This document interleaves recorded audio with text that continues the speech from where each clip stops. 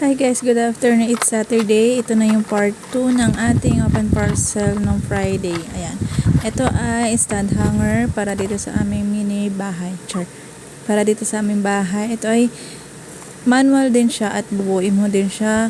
Napakadami na itong parts na kailangan mong intindihin.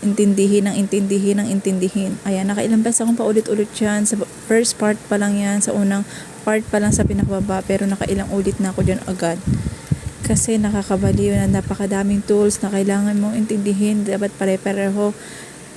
Ilang oras ko rin itong binuo bago siya matuluyan matapos. Kasi ako lang mag-isa talaga ng buo niyan. Nakikita niyo yung maliit na stand dyan sa may dulo. Yan yung una kong binuo. And ito naman yung sumunod. Nakakabawas ng talino pala ito. May talino ka ba, girl? Ayan. Unti-unti ko siyang binuo. Unti-unti ko siyang nabuo. Pero nung bandang huli is kinalas ko ulit yung pinakababa. Kasi mali pala yung nilagay ko doon na tools. Ayan. Nabubuo ko naman siya in my own idea. Yes. Yan. Nahirap ako magbuo niyan. Basta, nahirapan talaga ako magbuo niyan. Kung ako sa inyo, mag-order na rin kayo para pare-paras tayo magmukhang matalino sa pagbuo ng items na yan. Charias, ayan.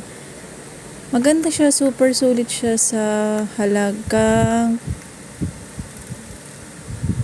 nalimutan ko. Parang 500 plus ata yan.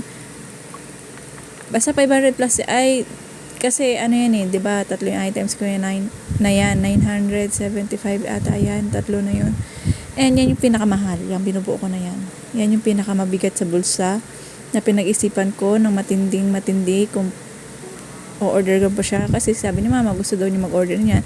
And ang sunod na items ko na parcel is yung para sa ating kitchen.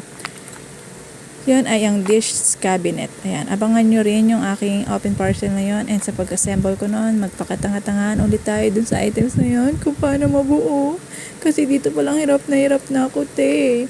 Ilang oras ko yung binuo hanggang sa matapos ko. Ayan, tapos ko na siya after how many years? Ayan, thank you for watching. Sana nagustuhan niyo po. And order po kayo sa aking yellow basket.